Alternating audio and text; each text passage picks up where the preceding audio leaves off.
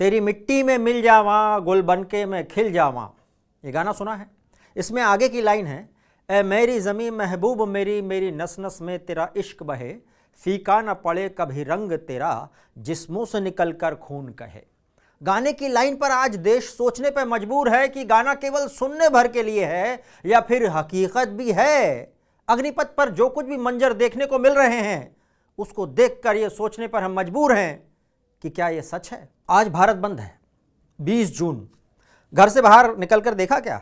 कोई माने या ना माने पर अग्निपथ पर विरोध कर रहे राजनीतिक पार्टियों के हिसाब से ये बंद है, उन्होंने ही बंद बुलाया था और इसलिए भारत बंद है। अगर आपको लग रहा है कि ये तो बंद नहीं है तो ये समझिए कि आपके मोबाइल और टीवी स्क्रीन की हेडलाइन से बाहर निकलकर आपके बाजारों तक, ऑफिस तक ये बंद पहुंच नहीं पाया। कोई टैक्सी या ऑटो नहीं मिला होगा बेचारे बंद को, इसलिए नहीं आ पाया। एनीवे, सेना बोल चुकी है कि ये स्कीम वापस नहीं होगी और यंग रंगरूटों से नए तरह के युद्ध में सेना को फायदा होगा, इसलिए अग्निपथ की भर्ती के लिए नोटिफिकेशन में निकाल दिया सेना ने। बीजेपी यही फायदे वाली बात लेकर अपने नेताओं को कहने लगी कि इसके फायदे लोगों को गिनाइए, पर कांग्रेस युवा आक्रोश को लपकना चाहती है, दिख रही है वो लपकते हुए। इसके विरोध में जगह जगह वो प्रदर्शन कर रही है, दिल्ली में भी। पूरे देश में अग्निपथ की आग सबसे ज्यादा रेलवे को नुकसान पहुंचा रही है, इसलिए रेलवे अपने पुलिस फोर्स को और जीआरपी को जगह जगह अलर्ट रहने को कह रही है। देश भर में 529 ट्रेन रद्द करनी पड़ी है अग्निपथ प्रदर्शन, विरोध प्रदर्शन के चक्कर में। बिहार से आने जाने वाली गाड़ियां सबसे ज्यादा प्रभावित हुई हैं क्योंकि हिंसक उपद्रव की शुरुआत बिहार से हुई थी। ट्रेन रद्द होने के कारण सबसे बुरे हालात में है ट्रेन यात्री, जिनका इस अग्निपथ से कोई लेना देना नहीं है। एक कहावत आपने सुनी होगी, 2 हाथियों की लड़ाई में सबसे ज्यादा कुचली जाती है घास, जिसका लड़ाई से कोई लेना देना नहीं होता। एनीवे, बिहार, यूपी, दिल्ली, हैदराबाद, बंगाल के रेलवे स्टेशन पर देख लो, हर जगह पैसेंजर ही पैसेंजर हैं। यात्रीगण कृपया ध्यान दें, ऐसा अनाउंस करने वाली रेलवे स्टेशन वाली मैडम भी यात्रियों को यह नहीं बता पा रही कि ट्रेन कब आएगी, कब जाएगी। पैसेंजर प्लेटफॉर्म पर रुकने पर मजबूर हैं, जिंदगी बेपटरी हो रखी है। कुछ लोग जो अर्जेंसी में हवाई जहाज से जाना भी चाहते हैं तो एयरलाइंस वाले इसी समय दूसरी प्राइसिंग से टिकट बुक करने लगे हैं। दिल्ली पटना, दिल्ली मुंबई की टिकट 10 से 20 हज़ार रुपये में बिकी। बंद के इस आह्वान पर देश के विभिन्न भागों में ज्यादातर जगह बंद बेअसर रहा, लेकिन राजनीतिक दलों ने पूरी कोशिश की कि बंद सफल हो जाए। दिल्ली एनसीआर में बहुत से लोगों को व्हाट्सएप मिले, पोस्टर बैनरों से बताया गया कि चलो दिल्ली, आज भारत बंद है। कौन इसको लीड कर रहा था पता नहीं, लेकिन दिल्ली में कांग्रेस पार्टी ने जंतर मंतर पर सत्याग्रह बुलाया था। पुलिस ने एहतियातन सिक्योरिटी टाइट कर दी। दिल्ली नोएडा बॉर्डर, जिसे चिल्ला बॉर्डर कहते हैं, गुरुग्राम दिल्ली बॉर्डर, जिसे रजौकरी बॉर्डर कहते हैं, वहां जाम लगने लगा। पूरे नोएडा में, दिल्ली में, गुरुग्राम में रेंगते हुए वाहन नजर आए। दिल्ली वालों के लिए बड़ा स्यापा, पहले से ही कम था क्या।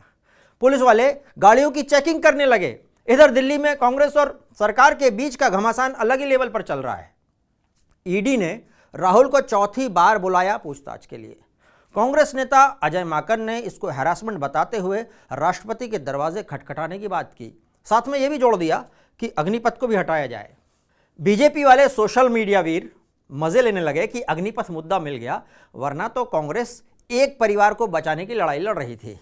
तो पलटकर कांग्रेस वाले बीजेपी वालों को बताते हैं कि कैलाश विजयवर्गीय का बयान देखा क्या, बीजेपी अग्निवीरों को दफ्तर का दरबान बनाना चाहती है। कैलाश जी की बाइट सुन लीजिए। उधर पुलिस ने कांग्रेस नेता उदित राज को संसद थाने के पास डिटेन कर लिया। सोशल मीडिया वाले जानते हैं कि उदित राज जी का अरेस्ट होना कितनी बड़ी खबर है। खैर, कांग्रेस से जुड़े कार्यकर्ताओं ने दिल्ली में शिवाजी ब्रिज स्टेशन पर प्रदर्शन किया, ट्रेन रोकी। बिहार में प्रशासन ने उन कोचिंग वालों को रडार पर ले लिया जो दंगा उपद्रव को भड़काने की कोचिंग भी दे रहे थे।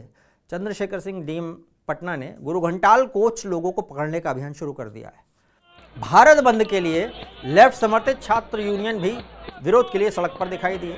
लाल सलाम वाले लाल झंडे लेकर इस योजना में वो कई तरह की खामियां गिना रहे हैं। यूपी में कानपुर पुलिस ने अग्निपथ स्कीम का विरोध करने का प्लान बनाने और थाने को उड़ा देने की धमकी देने के बाद अति उत्साही युवकों को गिरफ्तार कर लिया। भारत बंद को देखते हुए यूपी में बहुत सी जगह पर धारा 144 लगाई गई। पुलिस वालों ने जगह जगह पेट्रोलिंग की। बस्ती में डीएम और पुलिस दोनों ने फील्ड गश्त करके ये देखा कि सब ठीक है कि नहीं। बनारस में ट्रेन रोकी गई, लोगों को आने जाने में बहुत दिक्कतें हुई। रेलवे और सिविल पुलिस दोनों ने मार्च किया वहां। Kanpur joint police commissioner Anand Prakash Tiwari ने बताया कि हिंसा फैलाने की साजिश में जुटे करीब करीब 250 लोगों को पुलिस ने चिन्हित कर लिया है और आगे की कार्रवाई में जुटे हैं। आनंद प्रकाश ने एक ये बड़ा खुलासा भी किया कि जो लोग विरोध में उतर रहे हैं उनमें से बहुत से लोगों का छात्रों से कोई लेना देना नहीं है, वे छात्र भी नहीं है बल्कि हिंसा की तैयारी कर रहे थे।